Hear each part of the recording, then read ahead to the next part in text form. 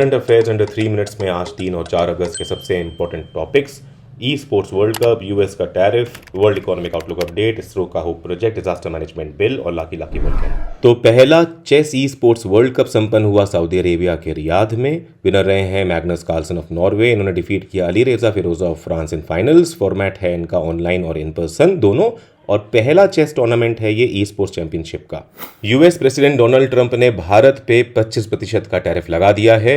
गौरतलब है कि अप्रैल 2025 में इन्होंने 26% का रेसिप्रोकल टैरिफ लगाने की बात करी थी, लेकिन 30 जुलाई को उन्होंने 25% का अप्लाई कर दिया है। रेसिप्रोकल टैरिफ एक तरह का टैक्स है जो कि एक रिटेलिएटरी मूव है एक कंट्री का दूसरे कंट्री के सिमिलर टैक्सेस के जवाब के तौर पे। पिछले 4 सालों से यूएस भारत का सबसे बड़ा ट्रेड पार्टनर है।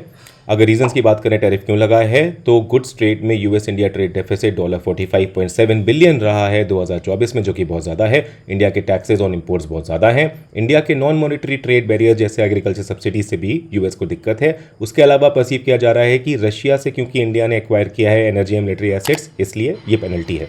हाल ही में वर्ल्ड इकोनॉमिक आउटलुक अपडेट कौन सी संस्था ने रिलीज किया, ये है इंटरनेशनल मॉनेटरी फंड यानी आईएमएफ। इस अपडेट में आईएमएफ ने वर्ल्ड जीडीपी के ग्रोथ प्रोजेक्शंस में अपवर्ड रिवीजन करते हुए बताया कि 2025 में 3.0 और 2026 में 3.1 रहेगा। ग्लोबल ग्रोथ रेजिलिएंट है लेकिन आउटलुक टेनिशियस है। ग्लोबल आउटलुक के टेनिशियस होने की वजह कुछ डाउनसाइड रिस्क हैं, जैसे reset to higher tariff, elevated uncertainty, geopolitical tensions, larger fiscal deficits and debt and financial markets volatility.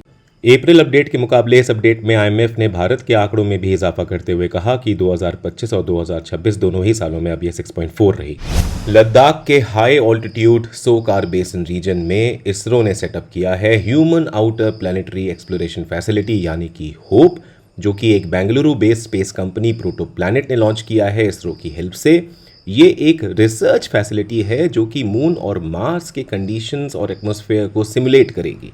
इसका एम है ह्यूमंस के साइकोलॉजिकल, फिजियोलॉजिकल और एपिजेनेटिक रिस्पॉन्सेज को एग्जामिन करना, जबकि वो एक सिमुलेटेड एक्सट्रीम आइसोलेशन एनवायरनमेंट में होंगे। इसके लॉन्ग टर्म गोल हैं इंडिया के गगनयान मिशन का सक्सेस और भारत स्पेस स्टेशन को सेटअप करने में हेल्प करना। डिजास्टर मैनेजमेंट अमेंडमेंट बिल 2024 को लोकसभा में पेश किया गया। ये अमेंड करता है डिजास्टर मैनेजमेंट एक्ट 2005 को और अलाइन करता है अपने प्रोविजंस को recommendation of 15th finance commission से, जैसे effective pre planning of disaster और डिजास्टर प्रिपेयर्डनेस और डेवलपमेंट प्लान्स को इंटीग्रेट करना।